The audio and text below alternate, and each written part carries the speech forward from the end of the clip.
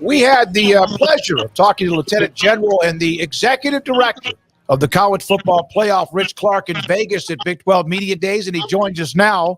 Great to see you, General. Thank you very much for your time. It has been a pretty busy day in college football with all this conference realignment discussion. Lots going on. You are not even kidding. We woke up to some news this morning, but, that seems to be the landscape these days. Change is inevitable, right?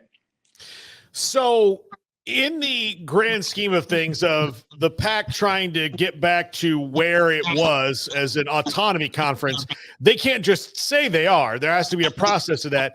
Is there a process to it, or would they fit in as they grow back to the acceptable number of 8 teams or more into like the group of 5 or some conferences? Well, there's certainly a process, and they will go through that. It's pretty much outside of CFP, the process that they'll go through. But of course, the commissioner, Teresa Gould, knows exactly what she needs to do and the path that she needs to take, and they'll take that path. So we'll just kind of wait and see how it all pans out, and we'll be ready to adjust as necessary. So what would you describe as kind of your role after these first couple of weeks, just in terms of the playoff and what you guys are doing at the moment? Long way to go till we get to the final destination. So in the meantime, what's that like in your role and what you guys are trying to accomplish? Well, we have a lot going on right now. Actually, right now we are doing mock selections, and we are running mock selection committees all this week here in Dallas. We had the ESPN crew in. We had a group of athletic directors in. Today we have other media professionals in, and then we also had our actual committee in. And we just go through rounds of practice, both for our practice to execute, but also to educate and help people understand what the selection committee actually goes through to pick and to rank those 25 best teams. So it's a great process for us, but I think it's very educational because the selections start in November, early November. So that's just around the corner. And I know we think that's, 6 or 8 weeks away, but it's going to come quick because this season is already moving. Do you already have, did they buy you a house in Dallas so that you're set up there? Like, I don't know where you normally live during the normal time of your life, but you might as well just live there. I do. Okay. We were going to build a house in Colorado Springs, and we had a lot. We got our money back, and we bought a house here in Dallas. It's just 5 minutes from the CFB headquarters. So we're in, all in. Rich, it is the first year with the 12, and of course there's already discussion about what they do next. But what is it now that you're in the middle of it? Because we talked to you in July in Vegas, but now you've had another 2 or 3 months since then. Is it almost overwhelming, not for you, but overwhelming how much interest there is this year? It is overwhelming, but it's exciting. I love that people are so excited and want to know what this 12-team playoff is going to look like.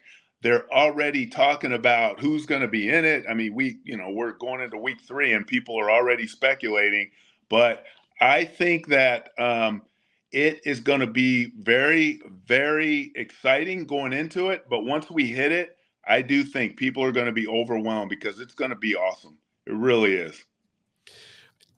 When you go through the simulations, how much do you get surprised about how things might come out so far? Even though there's not a lot of data to feed into the machines because there's only a couple of games for everybody, but even still, there's got to be some things that kind of shock you when it pops out.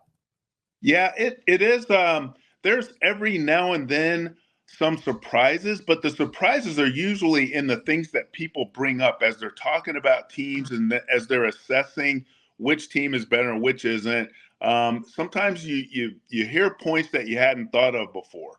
But what doesn't surprise me is that it's a pretty consistent ranking. There's some differences, right? They're not exact. But each group, and they're all professionals, they all know football, each group comes out with a very similar 25-team ranking, which leads to a very similar bracket for the playoffs. So I do like that because it gives me some confidence in our system and the process that we go through. But it's amazing how different perspectives can still arrive at similar conclusions. When you bring in those who run these, what you're doing now, even though there's not a lot of data, as Paul mentioned, but you have people coming in, media and others. What is their reaction? I've read some of that in the past when they started the playoff and how people were blown away by it. What are their reactions for the most part? Well, so one thing that we do in these simulations, we use last year's data. So we use the data that all of the teams achieved in the last week of, it's actually the week right after the championship games. And so that's the information that they have. And they go through this process, and really it builds a lot of trust and confidence in what they see and the rigor that goes into this process. I think people are really surprised. I think maybe if you don't get to see it, it may seem like smoke and mirrors, and people have no idea how we actually come to the conclusions that we do. But when they sit on the committee, when they actually go through the whole process, I think they build a lot of confidence and understand that there really is a lot of integrity and a lot of work that goes into ranking the 25 best teams and then seeding them and bracketing them. It's not easy, but it's a good process. And I think people walk away with that. All right. So this Saturday, your alma mater, 38 years in the military, Lieutenant General, Air Force. You mentioned you were going to live in Colorado Springs, which is an unbelievably beautiful campus and place. Air Force and Baylor, Saturday evening. There's the huge flag from end zone to end zone, flyover. The Falcons are in town to play Baylor. How much fun is that going to be for you? Oh, it's just awesome. I love watching football. It doesn't matter who's playing, but of course, I love to see my alma mater play.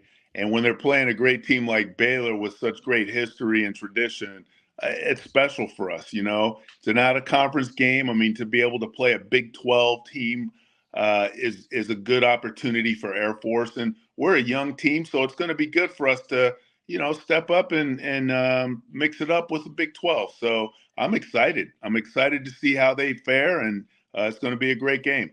Well, go ahead, Paul. I was going to say, you weren't at that bowl game a couple of years ago when it was like Green Bay Packers and Dallas Cowboys in the Ice Bowl, were you? Oh, I was there. Oh. I was on that sideline the whole game. That was brutal. It was apparently the coldest bowl game in history. Yep. Yeah. So, yep. I was proud to be there, though. I wanted to leave as soon as I got out of the car. Yeah. I just before the game. Yeah. Here's the difference between me and Rich. Like, I remember the moment of my life where I knew the military wasn't for me was when it was 30 degrees outside. I was like, nope, not for me. I can't do it. And so 2 was terrible. I was like, no, I'm glad I went a different way just for America's sake. But you, with this first year of the 12-team playoff, how much of this is, I don't say flying blind, but maybe walking by faith and not by sight? Well, yeah, that's so here's what I would say. It's an expansion, right? So I don't think this is as revolutionary as it is evolutionary. So we're building on things that we already know how to do. We know how to execute games. And I do think that the core skill sets and the core abilities and processes and the thought that goes into something like a 12-team playoff is already there. It's just going to be bigger and more exciting, and we just have to grow.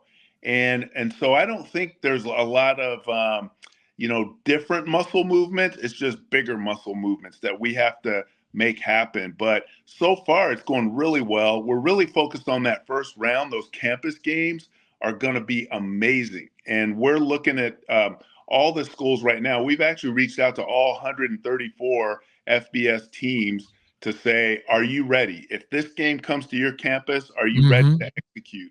And most of them are saying absolutely. Some of them have small things that they need to work through, and we're helping them with that. But in the next week or so, I think everyone's going to be ready to do it if it comes their way. So it's very exciting. It's going to be those are going to be the most exciting part of it. I think those campus games are going to be awesome. What did Fisher DeBerry teach you? How many times you were able to visit with him during your time? Also, we had Troy Calhoun on, which was unbelievable because he discussed, the mission statement of being at a military academy, the values. Football, yes, they want to win, and they do. But what did that mean? What he meant to Air Force and to you as someone who went to school there? Well, I appreciate you bringing that up, David. Fisher DeBerry, Ken Hatfield, Troy Calhoun are all great men and great friends of mine. Troy was a teammate of mine. Ken Hatfield and Fisher DeBerry were coaches of mine. Mm-hmm. And all three of them, first, of course, they're committed to football and winning games and developing winning teams. But more importantly to them, they want to develop people of character. They want to develop people who have integrity, who are committed to excellence, people who are ready to serve their country when they're done. And that is always, for all three of them, their number one goal, developing leaders of character. And I appreciated that in them because, I wasn't going to go play pro football, but I was going to go out and serve my country. And the lessons that I got out of football and the kinds of lessons that those coaches impart upon their players and their assistant coaches and the people around them, they're immeasurable. And so I'm grateful to all of them for what they do and the kind of men that they are and who they helped me to become in my life. So I asked Troy this question, if you don't mind. What was it like, and was it different when you played Army and Navy compared to anyone else you played? Oh, yeah. It was different because we wanted to beat them worse than anybody that ever stepped on the field. But here's what I'll say.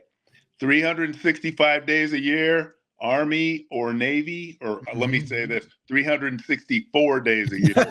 We are brothers and sisters in arms, but there's one day a year that we got nothing for them. It's all out, and we are going to beat them. So there's that one day a year that we're not going to be arm in arm trying to achieve success together. But every other day, we're locked in. So, but that one day we want to win, and that's our biggest rival and always our number one goal for the Air Force Academy. So great teams, though. Great teams, but we got to beat them every time we get on the field with them.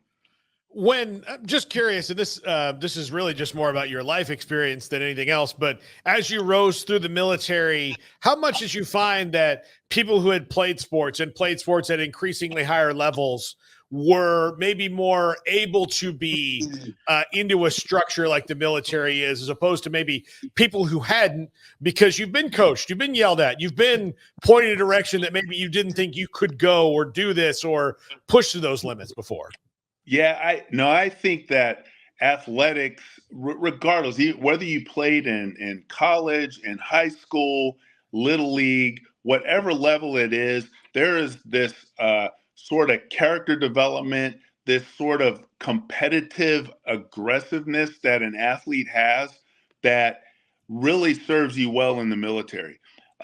Preparing yourself for a common mission, working with a team, all those kinds of things, you learn them on the field, on the court, on the ice, on the track, whatever it is, you're learning lessons. And there's this great quote by Douglas MacArthur. It says something like, "On the fields of friendly strife are sown the seeds that on other fields and on other days will bear the fruits of victory." And he's basically saying you learn how to win on the field, the court, the ice. And so that when you go out in other places, whether it's in the military or the boardroom or you're a journalist, it doesn't even matter. You bring lessons there that help you to succeed in whatever endeavor you're involved in. So I think to your question, I mean, I'm not saying that athletics has a corner on the character market, but generally, if someone is truly an athlete and they have an athlete's heart, you can tell. And they just perform in a different way, and they work with people in a way that you don't see everywhere else. So I always love serving with other athletes and a person that has that athletic sort of aura about them. Rich, General Clark, again, Executive Director, College Football Playoff, with us on 365 Sports. Yesterday was another one of the years gone by since 9/11, and you were in the middle of all that. Can you, in any particular way, try to explain that day from your perspective? Yeah, that was a tough day. Brings back a lot of memories. In fact, on September 11th, I had just my wife was pregnant. We had just moved from Washington, D.C. We were living literally about a mile and a half from the Pentagon, where one of the terrorists struck. And we moved to Ellsworth Air Force Base, South Dakota, and we had only been there less than a week when on 9/11. And I just remember thinking, okay, the world is going to change. And I was on my Stairmaster in our house and watching it on the news early in the morning. Ran upstairs to my wife and I said, honey, I got to go in the squadron. Something happened. I don't know what it is, but I got to go in the squadron. And every other person in the squadron had the same thought. And we were all in there early. We all got an intelligence brief and things just started to change. And they didn't stop for decades. They still haven't stopped. Yeah. And that squadron deployed, and we deployed actually 3 times during my time. The squadron deployed 3 times. I deployed twice with them, twice as a commander. So everything just changed that day, and I'll never forget it. A hard day for America, but none of us should forget it. And we should remember those that we lost, but also those that went into defense mode for our country. God bless you, man. We appreciate what you've done to serve our country, General. Thank you very much for what you're doing to serve college football fans, because this is an unbelievable year for you to be your first year. They expanded. It was great to meet you in Vegas. I hope to see you again this weekend in Baylor at that game with you, Air Force, and also Baylor. Thanks for your time very much. Thank you, sir. I appreciate all of you, and thanks for having me on your show. Have a great day. Rich Clark, the executive director of the College Football Playoff, and Lieutenant General